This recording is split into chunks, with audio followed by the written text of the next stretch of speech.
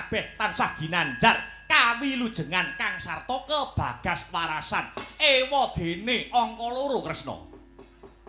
Pun Kakang mung ngaturake alam oneng alam kuwi tembung lawas oneng kuwi tegese kangen awit wis sawetara wanci pun Kakang ora bisa wawan pangandikan kanthi pratitis kelawan jeneng sira Yayi Harimurti wong sak anak angkat ning wujute endang lara temon menika wanita sing sulistya ing warni wanita sing ayu rupane kosok wangsulipun kosok baline Paduka Prabu Yaksa Durgangsa. Paduka Prabu Yaksa Durgangsa panguwasa tunggal ing negari Argabentar. Paduka menika wujute raseksa. Paduka menika wujute buta.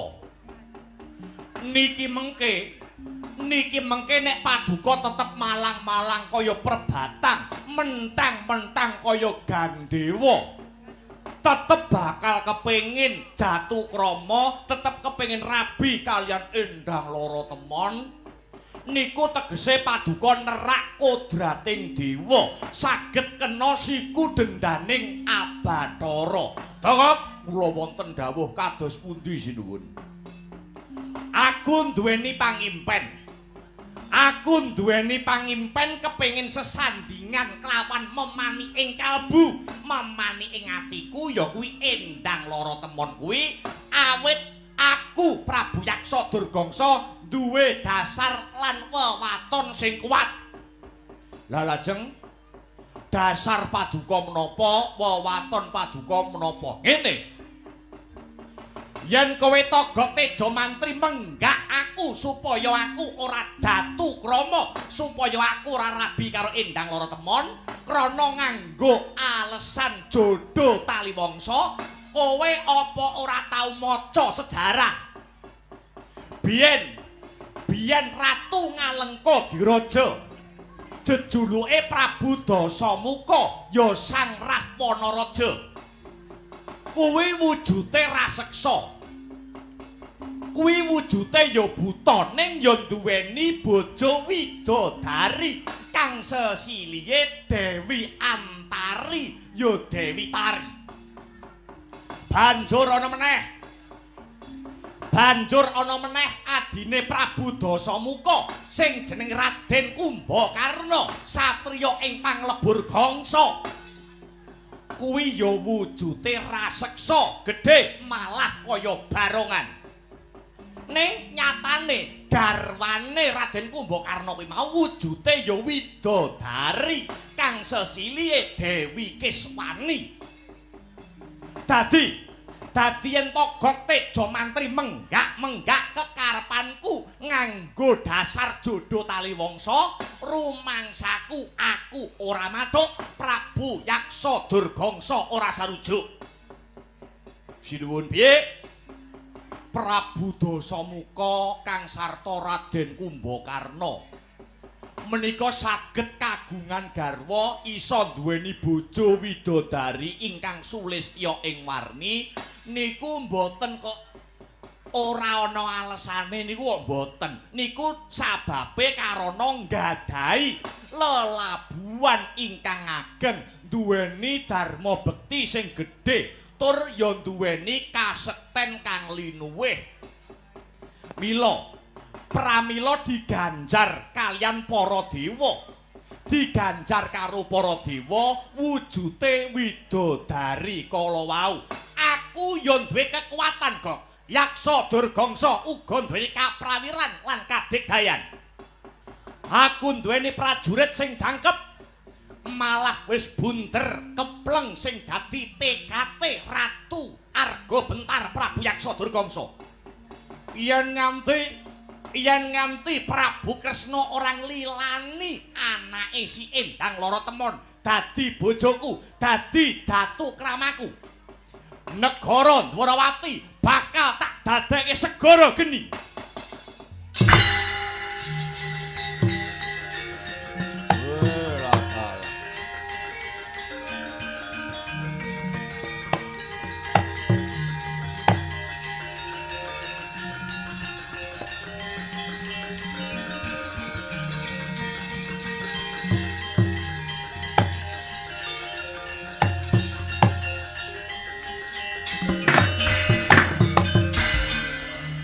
Pandhawa tata Gadiwisaya Ngendriyaksa Sara Maruta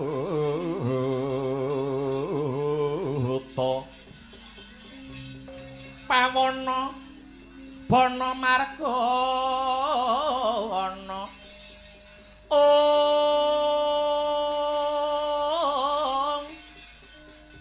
Samirana lan Warayang Pancabayu Pancabayu wisikan pagulingan 5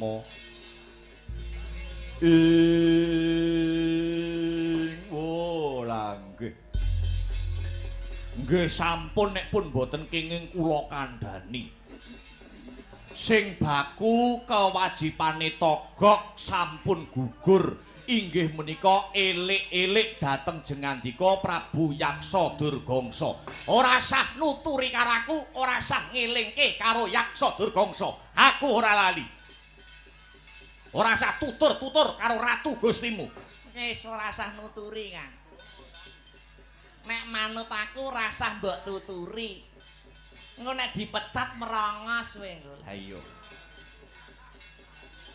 wis ora sah kakean gunem kang tanpa guna. He bocah tumenggung. Kula wonten dawuh sinuwun Prabu Yaksa Durgangsa animbali amiji dhateng kula. Budhalna wadyabala saka negara Argabentar. Kinen nglurut marang negara Dwarawati. Wadon lanang nyekel gaman lading pangirising daging bathok wadhahe getih. Surak bareng-bareng tumandang nuwun inggih dhateng senika ngestaken dawuh sinuwun Prabu Yaksa Durgangsa panguwasa tunggal negara Argabentar budhal dina iki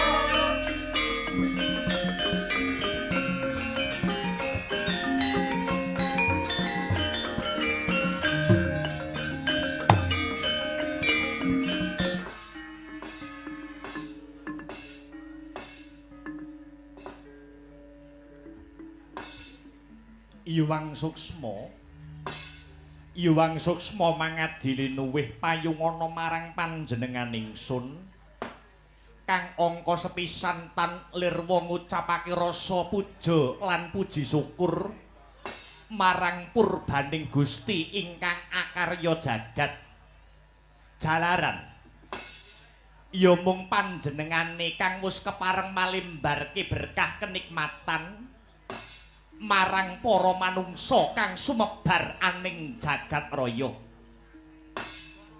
kalebu para warga gung ingkang mapan ana ing negara Dwaramati kang dina sakmengko pinaringan kebagas warasan ingkang sarta kamulyan wiwit dina iki nganti salaminya anak Anung Anindita Samba Wisnubrata kawula nonton wonten timbalan ingkang ngadhawuh Rama Dewaji miji dhateng sowanipun ingkang putra ing parang Garuda kula pun Samba Wisnubrata Yayi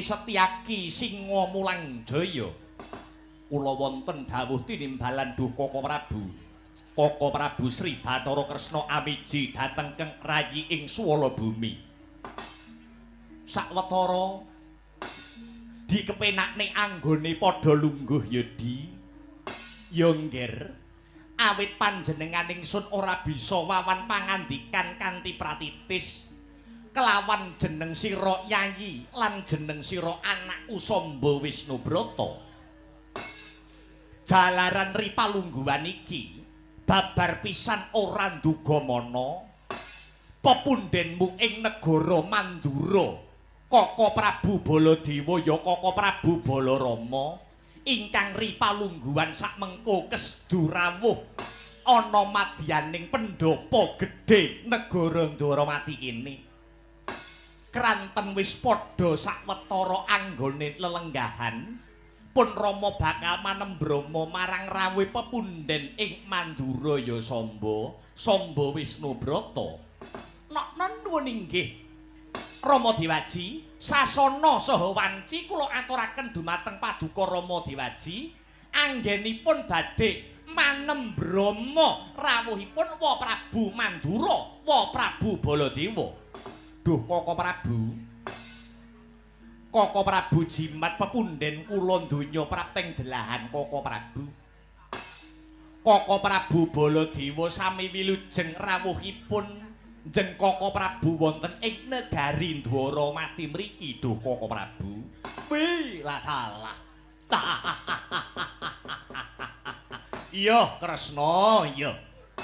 Nir ing sambikala pratanipun Kakang saka negara Mandura tumeka saka tekan Praja Dwaramati kene tansah pinayungan karaharjan dening Gusti ingkang Maha Wikan.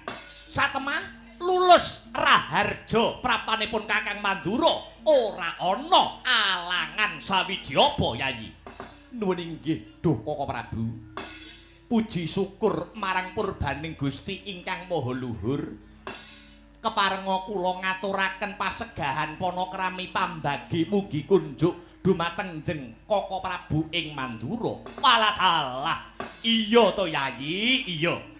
Dahat katedha kalingga murda sih panakramane Yayi Prabu Harimurti ingkang rumentah marang kakangmu Mandura iki. Kosok wangsule Yayi, kosok wangsule. Puja pangestawanipun Kakang wae, puja pangestawanipun Kakang Mandura tumrapa marang jeneng sira Yayi Danardana. Nok nuringgih duh Koko Prabu. Gorawalan anggen kula mundi kapetekaken wonten ing Jaja rumeketing Wardaya miwah ana rah daging kayuwanan sumangga njeng Koko Prabu Baladewa kula aturi lenggah kanthi prayogi. Iya Kresna, iya. Ndak kira wis ora kurang prayoga lenggahipun Kakang ing negara Dwarawati kene Yayi. Nuwun inggih Koko Prabu, monggo dipun sambi sak wontenipun. Matur nuwun. Wa Prabu bekti kula katur Koko Wa Prabu ing Mandura Wa Prabu Baladewa. Iki yen ora sisip sing dadi panduluku, anakku ponakanku bocah bagus Samba Wisnubrata. Lakar kados mekaten. Ya, heeh. Parang Garuda banget panarimanipun wa, karya bombong jroning nala ora liwat pakmu gedhe Mandura pangestune tampanana ya Samba Wisnubrata. Nuwun nggih. Kula pundi saengga jimat paripih andayani dumateng widadaning sedaya para kadang ing negari Dwaramati mriki Dawa Prabu. Iya. Sumangga kula aturi lenggah kanthi pratitis. Nuwun inggih Wa Prabu. Iya Samba, iya ora kurang prayoga lenggahipun Wa Mandura. Koko Prabu. Sapa iki? Kula ingkang rayi Duh Koko Prabu. Setyaki lakar kasinggihan. Piye Setyaki? Sak lenggah paduka kepareng kula ngaturaken pangabekti mugi kunjuk wonten sahandap pepada paduka njeng Koko Prabu Baladewa. Malah mbok iya to Setyaki? Ya, tak tampa bener becik gawe suka renaning penggalih gambira marwata suta jroning nala ora liwat pangestunipun Kakang Tampanana Setyaki Bima Kunting Singa Mulangjaya. Nok nuwun inggih. Kula tampi asta kekalih kapetekaken wonten ing Jaja rumeketing Wardaya miwah ana rah daging kayuwanan Duh Koko Prabu. Heeh. Setyaki kula wonten dawuh. Rak padha waras to Setyaki? Dalem. Setyaki dina iki rak ya padha tinemu ing waras to. Pangestunipun Koko Prabu. Senadyan to radi lerek-lerek pinanggih kebagas warasan jeng Koko Prabu. Lah, sing penting wong urip ki kuwi.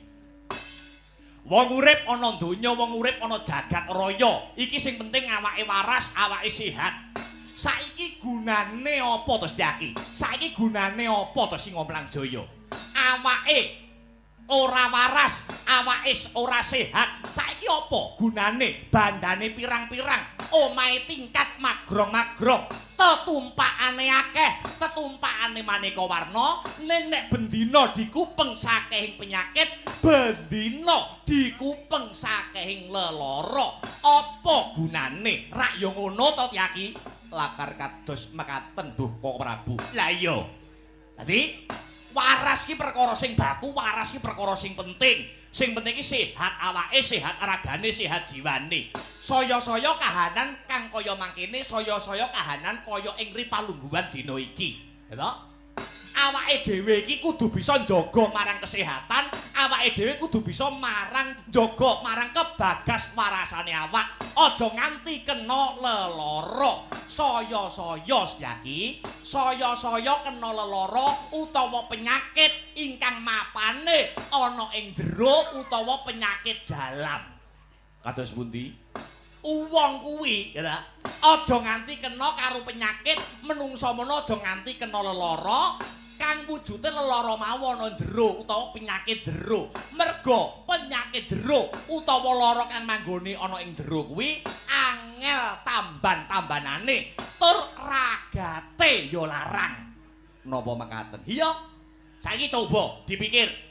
Penyakit sing mapane ana njaba kuwi mesti regane murah, tamban-tambanane kepenak. Saiki nek penyakit manggon ana ing jero, kuwi mesti tamban-tambanane angel tur butuhke ragat kang ora sethithik. Contonipun penyakit ingkang mapan wonten jero utawi penyakit ingkang mapan wonten sajroning raga menika napa kemawon Jeng Koko Prabu? Penyakit liver, jantung koroner, ya ta? Duwe lara gula, darah tinggi. Lah iki kabeh penyakit jero, tamban-tambanane angel tur to ya regane utawa ragate kanggo maluyakake mbutuhake dhuwit sing ora sethithik. Mekaten. Iya. Saiki dibandingke karo penyakit sing mapan ana ning jaba. Kuwi tamban-tambanane mayar, tamban-tambanane murah. Contonipun menapa Duh Koko Prabu? Gudheg, koreng, ya. Hah? Kena peso kebeler, ya ta? Gatelen, gudiken, korengen, kadasen. Iki kabeh penyakit sing mapane ana ing jaba. Tamban-tambanane murah, tamban-tambanane mayar, cukup dikukur wis mari. Makaten. Ayo. Iki wis kena kanggo tandha, iki kena wis kanggo prasimbol. Ora etana, ora kulana. Apa-apa iki yen manggone ana ing jero, kuwi mesti regane luwih larang. Conto malih, Kok Prabu. Conto meneh. Insinyur karo kondektur. Insinyur kuwi bayarane luwih larang mergo nyambut gawene nggunakake sing ana jero, ya kuwi kang mapan ana ing otak. Bayarane luwih larang tinimbang kondektur kang mung kumrembah, kang mung jumangkah nganggo ya kuwi raga kang manggon ana ing jaba. Insinyur karo kondektur bayarane larang insinyur mergo anggone nyambut gawe nganggo raga sing mapan ana ing jero. Apa-apa sing mapan ana jero kuwi mesti regane luwih larang. Makaten. Iya. Kula tetep boten percaya. Setyaki tetep ora percaya. Duwen inggih. Kula nyuwun conto sing mriki wonten. Piye? Conto sing mriki wonten. Conto sing kene enek jarike pesinden kae. Jarike pesinden kae tak gawe larang pol ngetepo paling larang 300.000. Sing dijariki po entuk 300.000,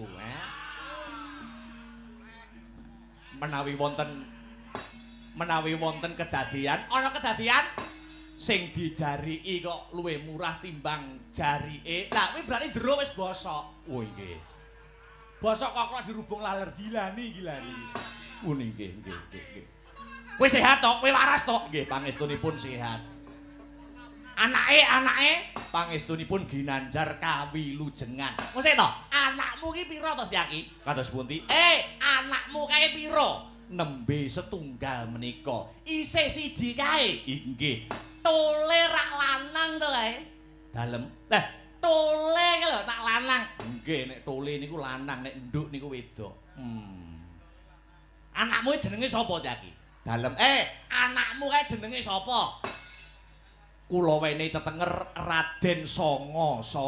Wah, pek apik meneh mun jenenge anak Raden Songo kasinggihan.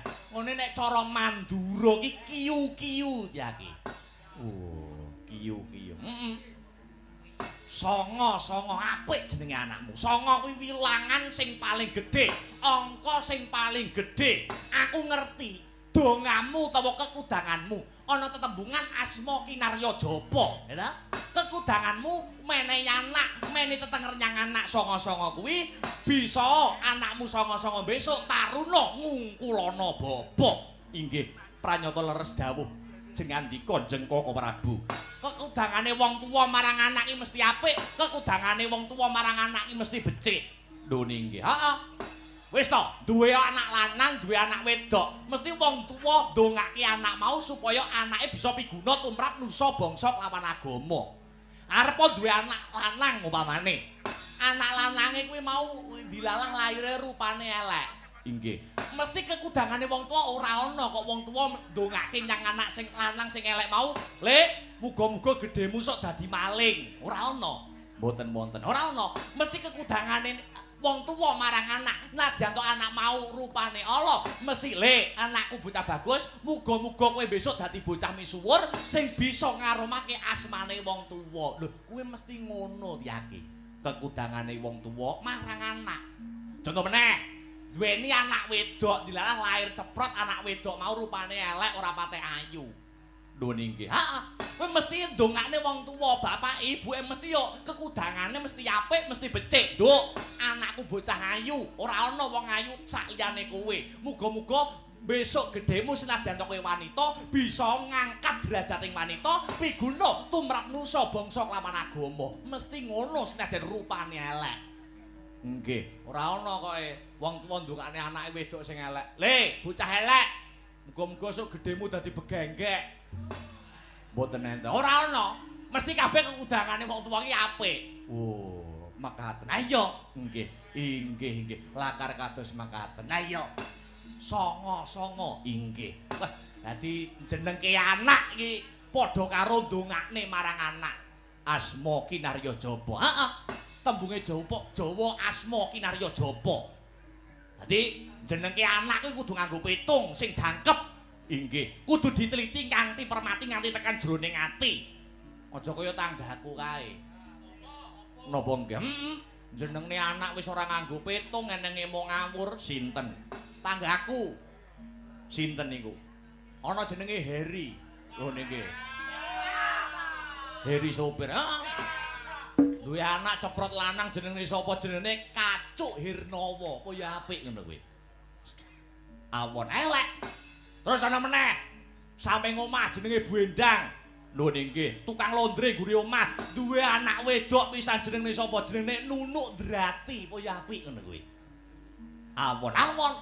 Ya nek bocah loro kuwi mau ora kecelakaan, nek nganti kecelakaan. Lho niki, Kacuk Hirnawa tekan lor, Nunuk Drati tekan kidul. Tabrakan bres ana wong alok. Sapa sing tabrakan? Ki lho, Kacuke Heri tabrakan karo Nunuke Bu Endang. Lah ngono piye ngono kuwi? Ngono kuwi piye ngono kuwi? Lah nggih. Mula nek jenenge anak kudu mawa pitung, kudu mawa donga. Wah, inggih. Nek tabrakane kerep lho mlebu metu. Lah nggih. Tabrakan kok mlebu metu piye? Wis, iki kula wonten dawuh. Nek ana wektu sing ngomber ya, nek ana wektu sing senggan jagongan karo kakangmu Baladewa iki. Nuwun nggih ngestakaken dawuh. Wis tak akui nek jagongan karo kowe iso gayeng gumarenggeng. Ora krasa suwi-suwi asbak ya ora krasa kebak dhewe. Lah inggih. Koko Prabu. Piye Kresna? Sak sampunipun asat punang riwe, tumata punang huswa satata ingkang dados lenggahipun. Sumangga kula aturi radi majeng lenggahipun. Bares mawon andadosaken kagiat jroning manah kula. Slendro ingkang raos, slendro ingkang datos. Dene dinten ri palenggahan sak mangke. Jengandika Koko Prabu Baladewa kesdurawuh wonten madyaning negari Dwarawati. Kendhih kemrungsung ing galih kasok panata ling kalbu, daya-daya punapa ta darunaning karsa. Paduka Jeng Koko Prabu tindak dhateng negari Dwarawati mriki. Jeng Koko Prabu. Premara reh nangosomya ngambreng kadhi karonaning kaswahasih ring marga Hamalagung. Risang ganta mastrat maja leng-leng lalu manguladi Surya mangrangsang waya, Surya mangrangsang waya. Umyo samara maya hanto.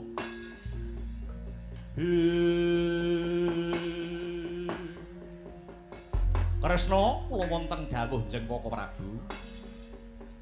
Prabanipun Kakang Mandura ing negara Dwarawati kene ingkang sepisan kepingin tilik kayuwanane Yayi Kresna sumrambahe para warga gong ing negara Dwarawati. Puja lan puji syukur kang jero yen kabeh tansah ginanjar kawilujengan kang sarta kebagas warasan ewadene angka 2 Kresna.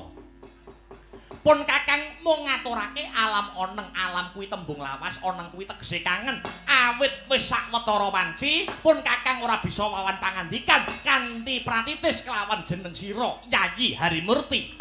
Janjane Kresna, janjane ngono pun Kakang ya kepengin kok Di. Nalikanipun Kakang miyos siniwaka ing kraton Mandura wekasane Yayi Kresna tilik sambang ana negaraku Mandura kono. Ning mbok menawa kepinginanipun Kakang iki sajeke urip ora bakal kelakon. Jalaran Yayi Kresna wis sumpah kang disekseni jagat raya saisine nalikane Yayi Kresna isih jaman dadi begal. Dadi kecu, dadi brandal lan sak panunggalane biyen. Kowe tau nyilih pusakanipun Kakang, nembung bakal nyilih wujute Kyai Nenggala pusakanipun Kakang Prabu Baladewa kinarya mateni Ratu Angkara Murka saka negara Dwarawati Purwa kang jejuluk Prabu Menari Singa.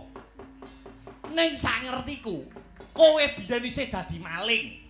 Temah ora tak sili pusaka Nenggala nanging malah Yayi Kresna tak unek-unekke nganti entek amek kurang golek paribasane nganti Yayi Narayana kewetu kang dadi tembunge kewetu sing dadi sumpahe Yayi Kresna ngendika jaman semana Koko Prabu menawi mboten dipun ampili wujudipun Kyai Nenggala mbok nggih sampun nanging paduka sampun ngantos ngunek-ngunekke dhateng kula. Kula niku ngampil wujudipun pusaka Kyai Nenggala lahir batin kinarya pados kamukten supados boten ngucik-ngucik ingkang dados kawibawanipun paduka Kanjeng Koko Prabu. Seksenana jagat saisine kula sajeke urip kula mboten badhe sowan Kang Sarta ngambah negara Mandura. Wiwit kuwi nganti tekan dina iki ora ana critane Kresna kok ndayoh Kresna mertamu ana negara Mandura. Nuwun inggih. Koko Prabu, piye Kresna? Kelemben-kelemben roti-roti biyen-biyen saiki-saiki.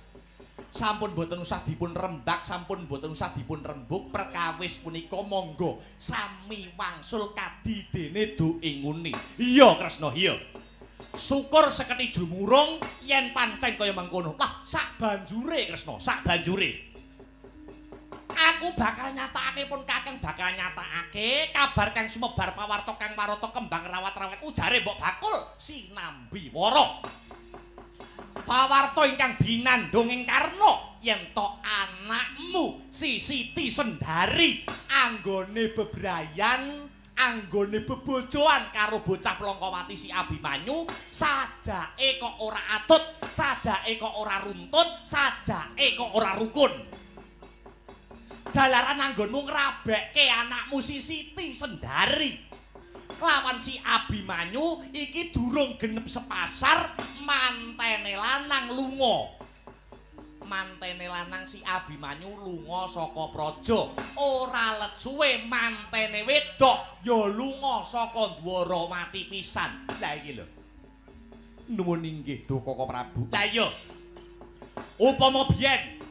Upama biyen Yayi Kresna iki manut kelawan pun Kakang, manut karo Prabu Baladewa, mesti wae kedadeane ora kaya mangkene. Wong biyen iki karepku Siti Sendari tak rabekke karo si Burisrawa. Ning nyatane Yayi Kresna babar pisan ora nggape marang apa sing dadi kekarepane Kakangmu Mandura iki. Nuwun inggih, Koko Prabu nuwun inggih. Sak menika jamanipun sampun benten kalian kula lan panjenengan Duk Kepengker. Sak menika jamanipun sampun kuwalik kebo nyusu gudel.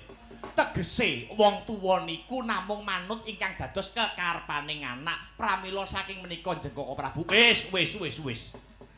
Perkara kuwi ora bakal ndak rembug maneh. Lah, iki aku krungu kabar meneh Kresna. Pun Kakang krungu kabar meneh. Keblat papat 5 pancer. Jare salungane anakmu wedok si Siti Sendari kae, kowe duweni anak angkat, kowe duweni anak pupon, kowe duweni ngepek anak kuwi apa bener? Kowe duweni anak pupon wanita, kowe duweni anak angkat putri. Apa pancen kabar mau kang bener? Apa kabar mau kabar kang kabur Kresna? Nuwun inggih. Punika pranyata kabar ingkang leres. Dadi kabar Kresna duwe anak pupon kuwi kabar sing bener. Inggih, lakar kados mekaten Duh Koko Prabu. Musik. Lah. Jenenge Endang Lara Temon, lakar kasinggihan. Lah, iki kabar Yayi Kresna duweni anak wedok si Endang Lara Temon iki jarene manut pekabarane ayune ngungkuli widodari darat. Keprungu karo Yayi Prabu Duryudana, Yayi Prabu ing negara Ngastina. Mula Yayi Prabu Duryudana ing Ripalungguhan samengko nyambat marang pun Kakang, nyambat karo pun Kakang Mandura Prabu Baladewa. Ngebon-ngebon ngesuk, ngudan-ngudan sore supaya pun Kakang ing negara Mandura kinen nglamar marang putramu putri si Endang Lara Temon bakal didhauke karo putrane Yayi Prabu Duryudana sing jenenge si Lesmana Mandrakumara. Piye? Upamane Yayi Kresna besanan karo wong Astina lho piye?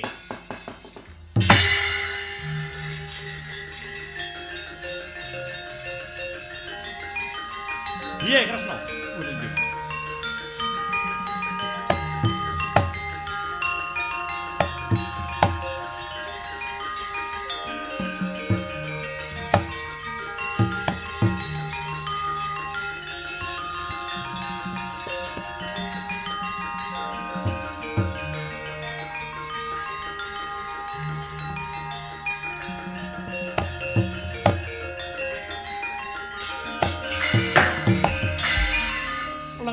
ya mangu mangun gong kanduhan rimang lir lena tanpa kanin lir lena tanpa kanin yen tamtu